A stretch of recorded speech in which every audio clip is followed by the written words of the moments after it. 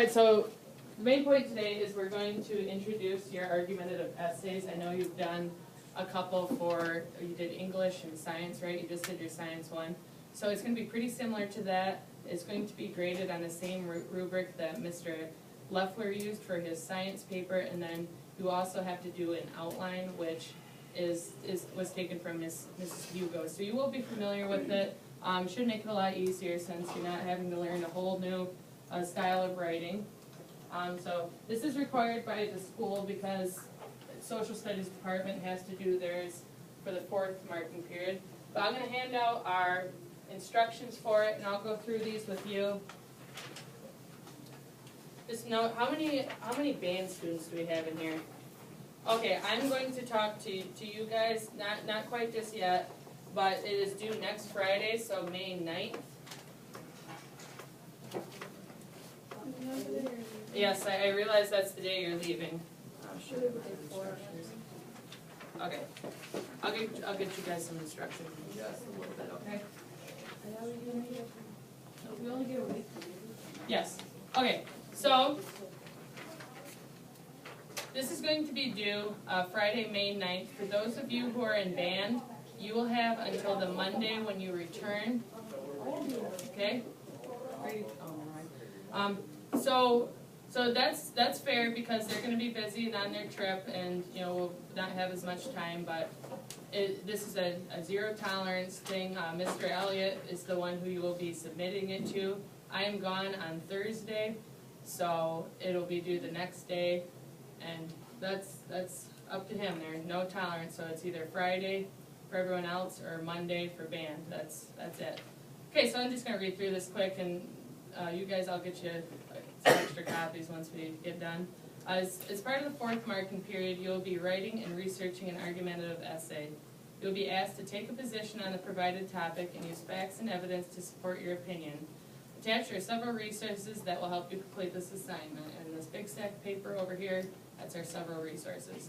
Okay, so the topic, should the United States have dropped the atomic bomb on Japan? This should be a good one. I know we just talked about it, so it should still be relatively fresh in your mind.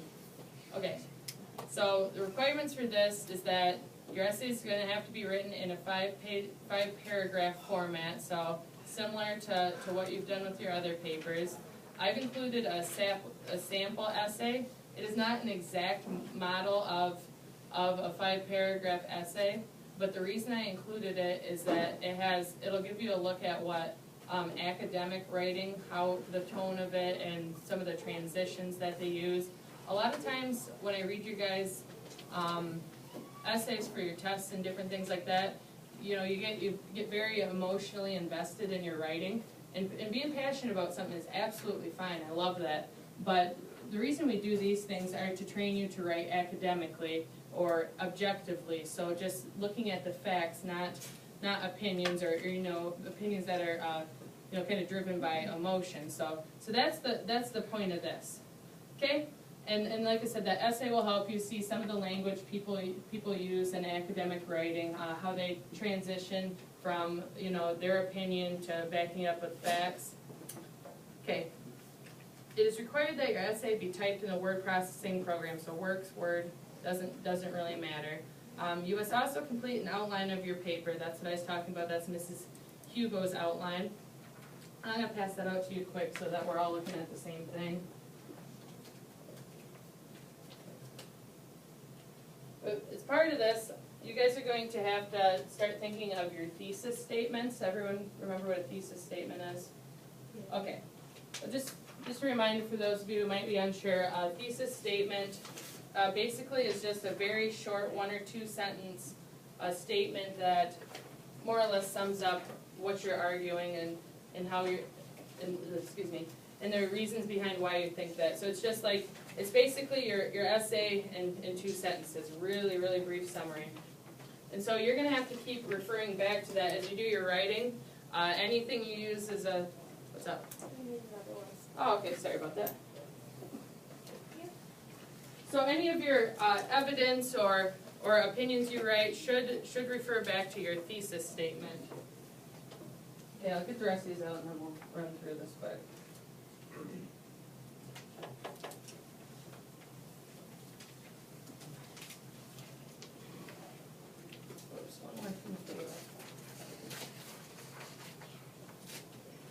Here you are, ma'am. Here's yours, Michaela. I'll get you your instructions for sure, a couple copies. Okay, so I'll run through this again. I know you've already seen it in some of your other classes, but your introduction should start out with background information. So, you know, you might start, the United States dropped an atomic bomb on Hiroshima, August 9th, 1945, and explain, you know, the context of it, that, you know, it was basically the end of World War II for the Japanese. And so after that, you start explaining your side of the argument. So we're going to be debating, should we have dropped the atomic bomb, or looking back at some of the things that happened with it, or should we have not done it? So you pick a side, and I'll give you some resources that'll help you make your decision if you're a little iffy, not sure where you stand on it. And so you're going to acknowledge your side of the argument and just the main reasons. Okay, so the body paragraphs, those will be two of your main reasons. So you're just going to talk about your main reasons, and you don't go into depth yet about you know, how that is supported or why you think that necessarily. The third section of the introduction paragraph is the other side of the argument. So you're going to acknowledge that there is an opposing point of view, that people may have a different opinion on this, and then you'll what it means by rebuttal information. You said, you know, although some people believe we shouldn't have dropped the atomic bomb, according to this, we should have. So then the very last part, you include your thesis statement, which is just basic summary of your whole paper. Okay, so you run through this main reason one, and I have a little list of main reasons that you can consider that from that list, so you can bring them from there, but I mean, don't take them word for word, they're just meant to be ideas. But you go through, you give your evidence, so you do a little research on that main point. You give a piece of evidence, cite who you got the evidence from, and then this link section. Do most of you remember what the link was? Okay, it links it back to the thesis statement, and you keep doing that. You offer transition, offer more evidence, link it back, transition. You should have about three different pieces of evidence for each paragraph. So that continues into paragraph 2. Paragraph 3 is going to be the rebuttal paragraph, and so it'll be just a little different. You're going to give your evidence. You know, people think we shouldn't have dropped the atomic bomb because it killed so many civilians, and you can put the evidence that there are hundreds of thousands of civilians killed, and then you link it back to that main idea. And then what you do is you end up and then you use evidence. I'll get you a second there. Is you use evidence from your side of the view to make a rebuttal against the opposing point of view. Do you link it back to the main reason, or to the thesis statement? To the thesis statement. Yes, I think I kind of misspoke there. The links in the third paragraph, you know, those are giving, you acknowledge the other side's point of view, and then you provide evidence as to why what they think in your eyes isn't correct. Okay, so your last paragraph, you have your concluding transition. So that's just kind of, you know, it's a type of language that lets your reader know that you're kind of wrapping things up, and then you continue through. You restate your thesis statement, restate your main reasons. So you're gonna put it in different wording. You're not just gonna copy and paste the first sentence from your body paragraphs. And then this call to action, you do not have to do that. That is more persuasive style writing, and this is an argumentative style. So it's not necessarily trying to make people think one way or the other. It's just saying that, I believe this because. Okay? So that's your outline. That's going to be worth 25 points. The actual paper will be worth 105. So the total will be 130, which is the equivalent of a test score. Okay. So, as I said, thesis statement needs to be approved by Mrs. Hugo by Monday. We're going to be working tomorrow a little bit in the lab, and so if we do have time, we'll get to start thinking about your thesis statement. With that, I'm going to talk to her how the best way to approach her is, but don't swamp her down with questions that you could ask me, because she's busy too this time of year. I spoke to her, so I don't want to bug her, but she's been nice enough to help us approve thesis statements because that's her area of expertise. Okay, this is a research paper. You will need to provide citation for the information you gain from other people's work. You must use MLA style citation and use at least 3 sources. I've given you at least 1. Be sure to include a works cited page at the end of your paper. Okay, so everyone who knows what the works cited page is? Most of you? Okay, so MLA style citation, it uses parentheses with like an author name and page number in it. And so there's really 2 ways you can cite information. You can either use a word-for-word quote and then state in the sentence where you got that information from, or with this works cited page, you include it's called like a bibliography, or it's just a list of the sources you used to conduct your research. And so the other way you can cite it is if you paraphrase. Paraphrase means, say I read an article and then I give like a basic summary of it in my paper.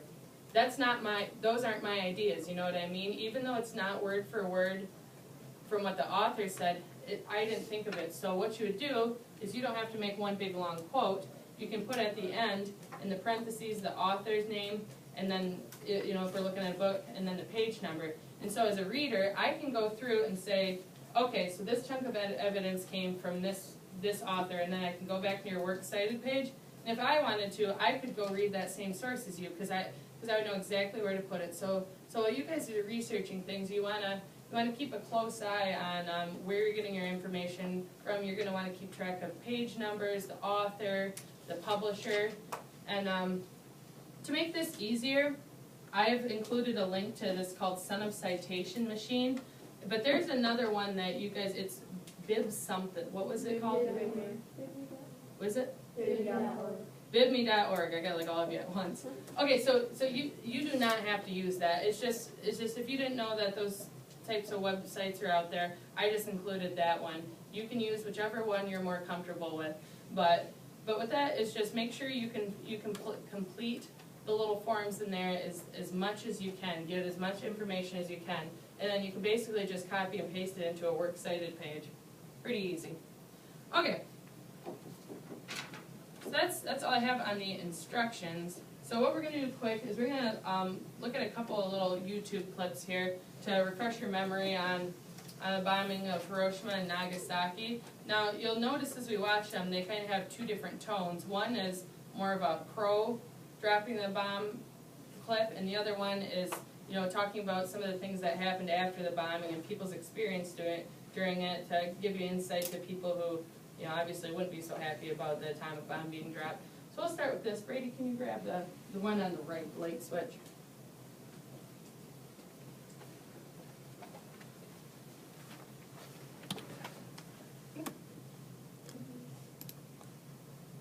Thank you, Brady. Dr. Shintaro Hida was working at the Army Hospital in Hiroshima. One of his duties was to train medical orderlies as suicide bombers. The soldiers were trained to strap bombs to their bodies and throw themselves against the tanks. At the military hospital, we had to teach this.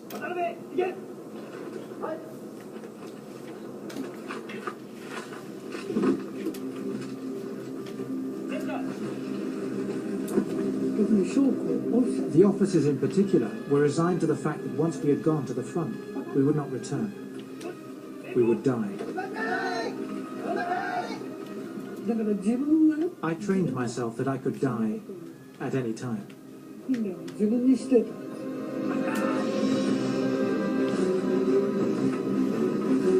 The whole population was to be part of the battle against the invaders.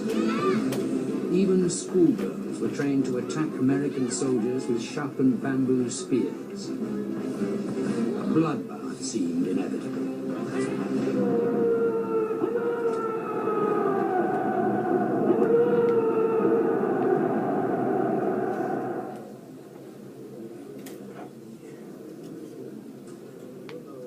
The man who would have to authorize the invasion was American President Harry Truman. On the 16th of July, he had just arrived in Berlin for the Potsdam Conference, where he was meeting his fellow Allied leaders. That very night came news of the successful New Mexico bomb test. Listen to this. Operated on this morning. The results seem satisfactory. The test has already exceeded expectations. They did it. Now the boys may be spared an invasion of the Japanese home islands. I'll drink to that.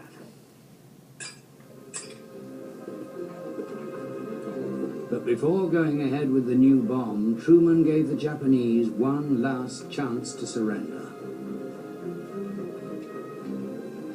The Americans had broken secret Japanese codes and could decipher military and diplomatic cables. So they knew their demands for total unconditional surrender had been seen as a threat to the Emperor.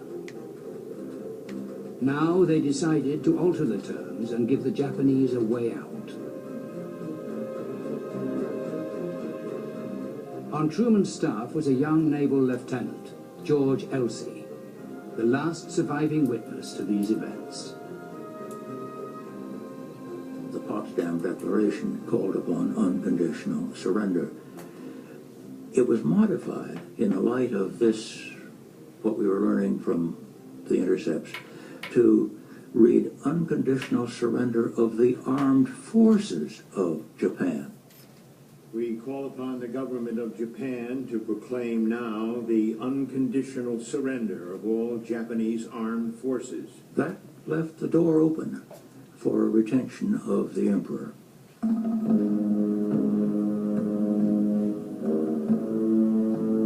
The modified ultimatum was broadcast to Japan.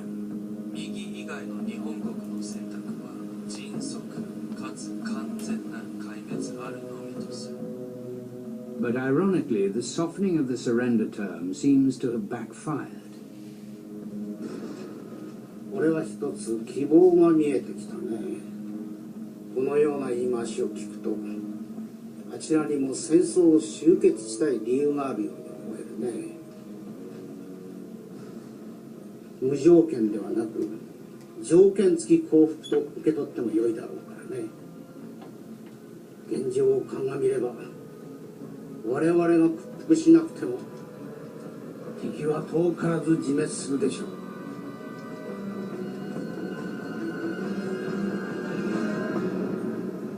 Prime Minister Suzuki announced that his government would ignore the Potsdam Declaration. He used the word mokusatsu, meaning to kill with silent contempt. From that moment, the dropping of the bomb on Hiroshima was inevitable. Okay, so you can tell by the statement at the end that, you know, the narrator here, he says the dropping of the bomb was inevitable. Why might somebody argue that? Anyone have any ideas? What's that, Morgan? Inevitable is like good, right? Like they were supposed to, like they want them to do. It means it can be avoided. Okay, so why might some people feel that we needed to drop the atomic bomb? What were some of the things going on? Faith? To stop war and save more lives. Right, to save more lives. American lives. What's that? American lives. American lives and Japanese lives, because remember their culture is they were willing to fight right to the death, and they were even, as you saw in the video, training, you know, school children, civilians to do this. Violet? To give like people a wake up call that needs to stop, that they're not as powerful as they think they are. Right, to a show of force. Any other ideas? Who might we be trying to send a message to with the dropping of the atomic bomb? People we've talked about a little bit. Country. What's that? Russia. I heard Russia out there. There you go, Jordan. Right, the Soviet Union. So at the end of the war, at this point, there's already peace in the European theater of the war, and Truman starts to look around and realize that, you know, holy crap, you know, Soviet Union controls basically all of Eastern Europe, and so they have a pretty big strategic advantage there. And then before we had developed the atomic bomb and knew it was successful, we had been basically looking at the situation where we'd have to have a land invasion. Now, who remembers what Iwo Jima and Okinawa, what were those battles like? Were they easy to win? No. No. No, and that goes back to that whole idea, and we saw an example in a video that the Japanese were willing to fight to the death. It was seen as very, very dishonorable to be taken as a prisoner of war, so we had things like the kamikaze pilots who were willing to commit suicide to feed into the larger goal of the Japanese army. So yeah, it was going to be pretty grisly if we were to invade Japan by land. So going back to the Soviet Union though, so we realized that we were going to need their help. Even though we were getting pretty wary of Stalin and the Soviet Union, we realized that if we were to have a land invasion of Japan, we would need the help of the Soviet Union. But then the Manhattan Project proves to be successful, and we realized that we can end the war on our own and have control over Japan by ourselves, not have to share it with the Soviets. And this isn't the case in Germany. As we saw from our last chapter with the Cold War, it was a pretty big mess in Germany, and it didn't take long for the Soviet Union and the United States to start butting heads over it. With the Berlin blockade and the Soviets trying to cut off the Western powers from Berlin. So we didn't want that situation. Can anyone think of any other reasons why we might want to get the war over, or why other reasons we might have dropped the atomic bomb? What about revenge? Morgan? And like the war was like so much money for all of us, like not just like the U.S. but like everyone. So they just figured that if we ended the war, we'd start getting our money back, and our government it'd get better, because when we were in war, like everything was at a high demand that we had to like weapons, we had to hurry up and make them, and we sometimes didn't have the money to hurry up and make those weapons. So we just figured that if it was over with, then we'd get back to the normal how our lives were before the war started. Right, and there was a big post-war boom. That's what our chapter's about. Abby? They probably wanted revenge on Pearl Harbor. Exactly, revenge on Pearl Harbor. Now, do you think that's kind of a blow for blow? Do you think what happened in Pearl Harbor, do you think that was a good enough reason to justify taking out 2 cities in Japan? A lot of you are shaking your head no. Okay. And that's good, if you're kind of thinking that way, then maybe you may want to take your paper from the con point of view, that we shouldn't have dropped the bomb, or if you're interested in the fact that, well, like Morgan's saying, we need to get the war over, it's costing too much money, costing too many American lives, that we need to end this quickly. And there were some people who made calculations that figured that the amount of people that were killed in Hiroshima and Nagasaki would not be anywhere near the amount of people that would have died if we were to be forced to invade Japan by land. Okay, so we'll move on to our next little clip here. This has a little point of view from it's an older guy talking about, as a child, he was in Hiroshima when the first atomic bomb went off, and some of the things that happened to him. So this is more focused on what happened after the bombing.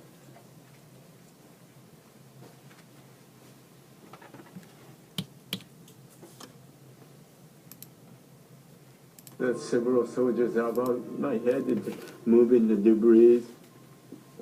And finally one soldier dug me out.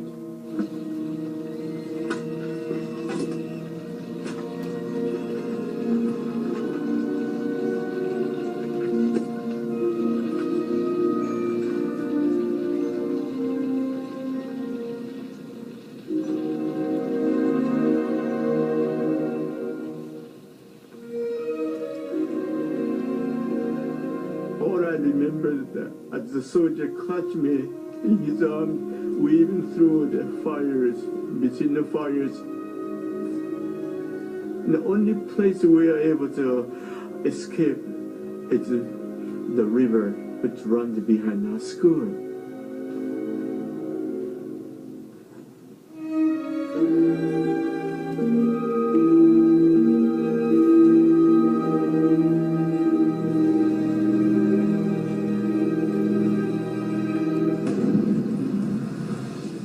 Near the station, about 2 miles from the flash, Teruko Fuji thought her tram had short-circuited on the overhead cables and that the whole thing was her fault. I thought I'd caused some kind of disaster. I thought I'd broken the tram and done something terrible. And then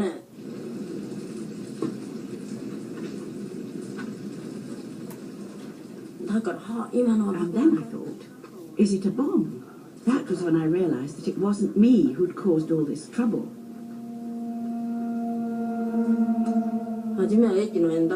First I thought only the station area was affected. But then I saw people walking towards me with injuries and skin hanging from them.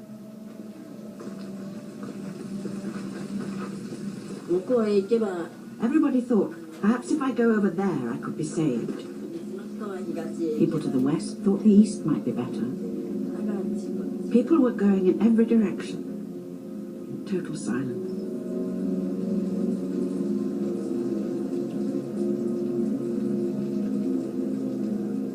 Amid all the destruction, there was at least one miracle.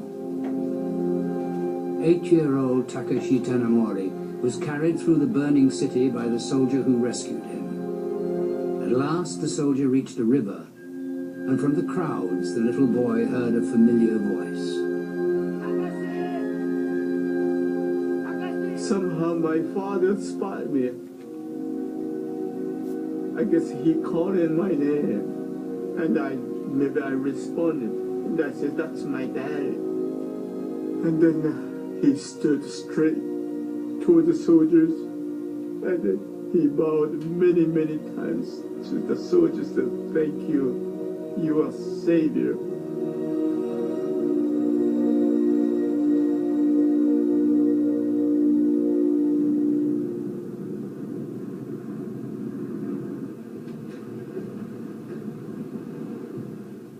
Later on, after we were flying back, conversation started about, the war being over as a result of this bomb. Despite the number of people we killed, we saved multiple numbers over that for being in a war and being killed on the American side, on the Japanese side.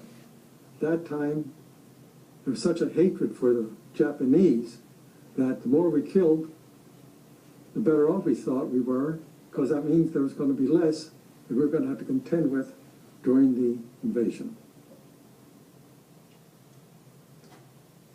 Okay, so I kind of want to follow up on what that last gentleman said. Do you think if we had had the technology before Germany surrendered, do you think we would have dropped the atomic bomb on them? Raise your hand if you think we would have. No, you don't know? I guess maybe. Maybe. Like, I guess it depends on, like, How far we were. Yeah, right. There are some people, if we remember back to what we did with the Japanese who were living in the United States, with the internment camps, that sometimes people who weren't even ethnically Japanese were also taken to these internment camps because, they had Asian facial features. So some people would argue that there was a somewhat of a racial motive, that there was, possibly less hesitation to use the atomic bomb on Japan than there would be on Germany, which, this is speculative because, we didn't have the atomic bomb before Hitler surrendered, but there's one kind of dynamic to it. So, reflecting on this, what are some reasons we shouldn't have? It's really easy to look back in history, but say, we're 70 years out from this, and what do you think were maybe some alternatives or reasons we shouldn't have dropped the bomb? Abby, you got one? Like, we were just killing civilians. Like, it's one thing to take out a person's army because then they can't fight, but why would you just kill people just to say, oh, we're bigger and better than you? I don't understand why they did that. Couldn't they have, attacked a military base? Well, there were Hiroshima and Nagasaki. There were some pretty major military bases there and different war production factories. But at the same time, you're absolutely right on. There was hundreds of thousands of civilians that were killed as a result of the bombs. Anyone else have any ideas? Here, no. What about some alternatives? Can anyone think of some other things we could have done? Abby, you good? Like smaller bombs just on the military. Right, Just the military. so focus, not necessarily an atomic bomb, but different like fire bombing and other types of weapons we had. Use those on a smaller scale and maybe kind of flush them out, So who had control of at this point in the war, who had control of the Pacific Ocean? Us, right, the United States did. Remember, we had our island hopping campaign, and so could we have possibly, kind of starved them out almost, blockaded the shipping lines between Japan and other parts of the world? That could have been a viable alternative. But that still would have killed people. I think that would have killed more people. It's possible, yeah, it's definitely possible. Because Japan doesn't have a ton of natural resources. That's why they invaded Manchuria in 1931, was because they needed more resources. But, it wasn't at the same time, maybe it wasn't an instant death that made people miserable enough they're willing to surrender. Maddie? What if we did do the blockade, but that meant that people in the army and the government wouldn't kill not the civilians, but they would do it? Right. So even if it did kill more people, it'd be kind of like less bad. Not as, yeah, you'd be able to control more. And I guess I should rephrase what I mean by starve them out. I mean, cut off military resources, because what we, why did Japan bomb us in the first place? What did we do? We took away their oil. Right, we had an oil embargo. And so it's kind of similar idea, trying to take the resources away from their military. Maybe that would have been, would have taken longer, but, that could have been a viable, different route.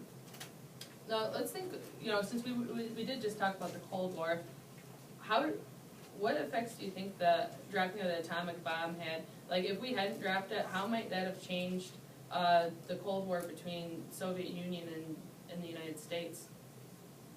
Violet? Well, by then, if we still had plans for the atomic bomb, there could have been spies that leaked the information to Soviet. And there wasn't there? And they probably would have bombed us, and we would be dead. Right, because at this point, we tested it in the desert, but we didn't know what it would do to a civilian center or a city with population in it. We had no idea. It came as a pretty big surprise to a lot of people, the just enormous scale of destruction that the atomic bomb had. So, if you think, shortly after we developed the hydrogen bomb, which was 10 times stronger than the atomic bomb, and some of the stuff we have today that could, literally blow up the world. You could argue maybe it's not such a bad thing, that it was a necessary sacrifice to, looking back on it, that, as you said, Violet, was that you who said that, Violet? Mm-hmm. That the Soviet Union could have used the atomic bomb on us. So, pretty complicated issue. Now that we've kind of looked at that, I have this little sheet here. It's actually, I looked at it, it's basically the same thing front and back, but it's a pro and con list. So it has arguments for both sides and main points. If you're still unsure, this might be helpful. Raise your hand if you think you know which side you want to argue for. Okay, just about everybody, okay? So if you're at that point, that's awesome. This will still be helpful. If you're still not sure, you can read this over and make a decision with yourself. But if you're one of those people who have decided, these are some examples you could use as your main points for your body paragraphs. Now, I'm not saying take them word for word, but you can pick from these what you think are the strongest arguments for your opinion and tie those into your body paragraphs. Also, the other way around for your third one as well, using one from the other point of view. I'm also going to pass out just a kind of disclaimer. I would not consider this a source, because this isn't really informative. It's just like a list of arguments for and against. So I would not use this as a source, but I am going to give you an article from, it's the U.S. Department of State, called the Office of the Secretary. I should get you some more copies. No, man. I know. Give us an extra. I'll pass them over if you And I think this row needs some. I'll get those for you right at the end of class. We're getting in there soon. Okay, so this is another little packet. This is from the U.S. Department of State, the Office of the Historian. This is a website I use a lot. When you're doing research and you're trying to decide which is a good source and which isn't, usually, if you're looking at websites, usually any sort of government website or something from a university are going to be reputable sources. Sites like Wikipedia, however, Wikipedia does have uses. It's good for collecting background information if you're not really familiar with the topic, but it is not an academic source. Anyone know why? Oh yeah, they said you won't let us use it, so we It's a blog, isn't it? Exactly, people can change it. Now, and I've seen this where people put kind of stupid stuff on there. Like I was reading about some football coach or something, and somebody had edited it, this guy's a jerk or something along those lines. You know what I mean? So that's why it's not reputable. Now, in some cases, here you go. I'll get you guys your copies. At least I'll get them after class. Okay. So some of those, and this I'm going to tell you like an easy way to do research. So some of the sources in Wikipedia, or some of the information in Wikipedia does use sources. So while you cannot use the Wikipedia as a source, they have those little numbers. Click on that, and that will usually take you to a link to where they got their information. So, you know, judge the credibility on that. Use their source rather than the actual Wikipedia article. And that's the same if you find, if you find something on a university page and they have a citation for a website, for the most part, any research done at a college is going to be pretty reputable. And so you can find, just by one source, you can open up to all sorts of different sources and find one that works for you. So that's just kind of a researching tip, but be sure when you're doing this, that you're giving other people credit for their work. That's the ethical thing to do. Be thorough with your note-taking. Like I said, if you're reading from a book, get the book title, get the page number, specifically where you get your information. Like when I had to do like larger research projects, I would use information from several different chapters. Now, it wasn't good enough for me to just say, oh, I got this from this book, you know what I mean? I just say, this specific piece of information came from this book on this page. So that if I'm going back and reading your paper and I want to learn more about it, just like you guys might choose to do when you're researching, I can go see exactly where you get that information, and I can analyze whether what you're saying is even credible, because I can see where you're getting your information from. Okay. Just a little rehash, due Friday, May 9th. This will be handed in to Mr. Elliott and not me. 5-paragraph format. Make sure you get your thesis statement to Mrs. Hugo by Monday the 5th. 3 sources.